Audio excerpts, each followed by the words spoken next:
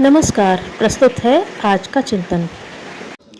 विभूतियों को सही गलत तरीके से अर्जित कर लेना एक बात है और उनका सदुपयोग कर सकना सर्वथा दूसरी। संपदाओं के संग्रहकर्ता इस संसार में असंख्यों भरे पड़े हैं, पर जो उनका सही सदुपयोग कर पाए वे खोजने पर भी उंगलियों में गिनने जितने ही मिलेंगे। इसे एक विडंबना ही कह सकते हैं कि सफलताएं अर्जित करने वाले को सदुपयोग नहीं आता और जो उसे सही प्रयोजनों में प्रयुक्त कर सकते हैं वे पुरुषार्थ को अर्जन के स्तर तक पहुंचा सकने में समर्थ नहीं हो पाते।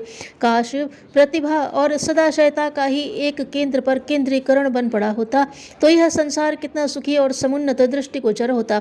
सदुपयोग न बन पड़े तो इसमें भी किसी प्रकार संतोष किया जाता रह सकता है कि जो कमाया गया था वह निरर्थक गुम गया, पर कष्ट तब होता है कि जिसके सदुपयोग से व्यक्ति और समाज का बहुत कुछ हित साधन हो सकता था, पर ठीक उल्टा प्रयोग बन पड़ा और अनर्थ का वह सरंजाम जुटा जिससे कम से कम बचा तो जा सकता था। समर्थ व्यक्ति ही उद्दंडता अपनाते और अनाचार पर उतारू होते हैं। संपन्न लोग ही अपने वैभव को ऐसे प्रयोजनों में नियोजित करते हैं जिनसे शोषण, उत्पीड़न और पतन पराभव का माहौल बने।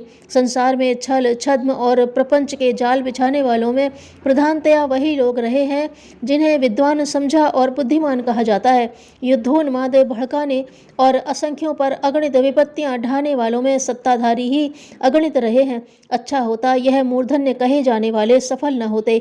उस सफलता को क्या कहा जाए जो विभूतियों के रूप में जब किसी पर विषम ज्वर की तरह चढ़ दौड़ती हैं तो उसे एक प्रकार का उन्मादी बनाए बिना नहीं रहती। बदहवासी में लोग अधपगलों जैसी उद्दंडता अपनाने के लिए उतारू हो उठते हैं।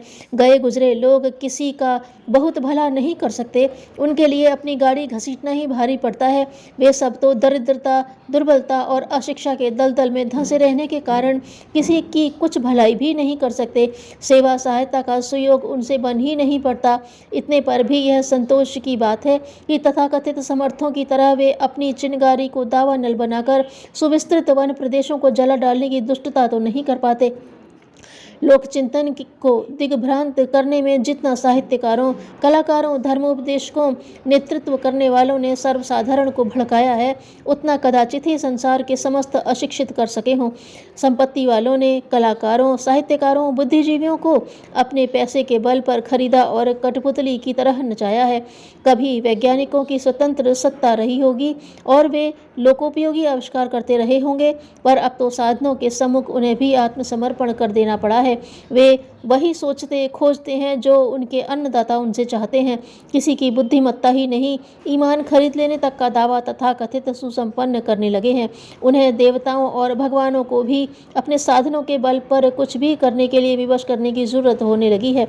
साधनों की कमी पड़ने से कठिनाई बढ़ने की बात समझ में आती है, पर यह तथ्य और भी अधिक गंभीरतापूर्वक समझा जाना चाहिए कि उनका बाहुल्य होने पर भी यदि दुरुपयोग चल पड़े तो विपत्तियां और भी अधिक बढ़ेंगी।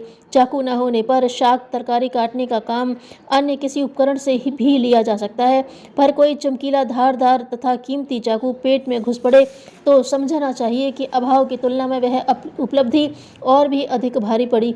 पुरातन काल में साधन आज की अपेक्षा निश्चित ही बहुत कम थे। वैज्ञानिक आविष्कारों का तो तब सिलसिला तक नहीं चला था। इतने पर भी उन दिनों इतनी अधिक प्रसन्नता एवं सहकारिता का अनुभव होता था जिसे देखते हुए वह समय सतयुग कहलाता था। मिल बांटकर खाने की नीति अपनाए जाने पर जो था उसी में भली प्रकार काम चल जाता था, न कहीं विग्रह था और न संकट। ऐसे वातावरण में अभावों की अनुभूति तो हो ही कैसे सकती है। मनुष्य की वास्तविक आवश्यकताएं अत्यंत स्वल्प हैं, उन्हें कुछ ही घंटे के साधारण श्रम से सुविधापूर्वक उपलब्ध किया जा सकता है। हैरान तो वह तृष्णा करती है जिसके पीछे दुरुपयोग की लालसा जुड़ी होती है।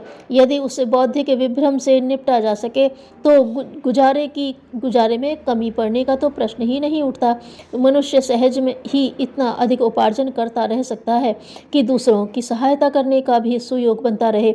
अनाचार की अभिवृद्धि का एक ही कारण है अनावश्यक एवं अतिशय मात्रा में सज्जा सजाना, विलासिता के साधन जुटाना एवं संग्रह की लिप्सा से लालायित रहना। आग में ईंधन पड़ने की तरह हविष बढ़ती ही जाती है। विलासिता और अहंता के व्यामोह में जो कमाया गया था वह कम पड़ता ही रहता है। साथ ही यह उत्सुकता चल पड़ती है कि किसी प्रकार अपनों या दूसरों के हक का जितना भी कुछ छीना झपटा जा सके उसमें कोताही न की जाए। इस प्रकार की ललक संचय तो बहुत कर लेती है, पर उसका सदुपयोग सूझ नहीं पड़ता।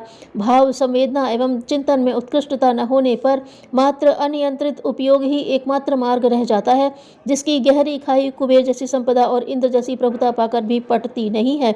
इस मन स्थिति में संतोष कहाँ, चैन कैसा, प्रसन्नता और प्रफुल्लता का अनुभव कर सकना तो कोसों पीछे रह जाता है। बीमारी का निदान बन पड़ने के उपरांत ही सही उपचार का सुयोग बनता है। प्रस्तुत समस्याओं का स्वरूप भले ही अनेक प्रकार का दिख पड़ता है, पर उसका मूल कारण एक ही है, बटोरना और बिखेरना। इस नीति को अपनाने वालों को खपते पिसते तो निरंतर रहना पड़ता है, पर ऐसा सुयोग नहीं बन पड़ता कि चल रहे पुरुषार्थ के सहारे अपना हित साधन करते बन पड़े और दूसरों की सेवा सहायता करने का पुण्य, परमार्थ, यश, सम्मान भी हाथ लगता चले। अपव्ययी प्रकारांतर से दुर्गुणी हुए बिना नहीं रहता। निजी आवश्यकताओं की पूर्ति तो थोड़े में ही सरलतापूर्वक संभव हो जाती है, फिर अतिरिक्त उत्पादन का क्या हो। उदारता के अभाव में उसे अभावग्रस्तों के लिए लगा सकने का तो साहस ही नहीं उभरता। फिर निजी आवश्यकताओं के उपरांत जो बचे उसका आखिर हो क्या। मात्र एक ही मार्ग रह जाता है, दुरुपयोग। इस प्रकार निकृष्ट स्तर की स्वार्थ संकीर्णता में फंसे और अधिक उपार्जन करते रहने में सफल समझे जाने वाले, बड़े कहे जाने वाले लोगों की रीति नीति साधारण जनों को भी प्रभावित करती है। वे भी वैसा ही अनुकरण करने के लिए लालायित रहने लगते हैं। योग्यता कम, परिश्रम कम, अपव्यय की अभिलाषा गगनचुंबी। इसी माहौल में अनाचारों का टिड्डी दल दौड़ पड़ता है और संसार की हरितिमा को सफाचट करके रख देता है।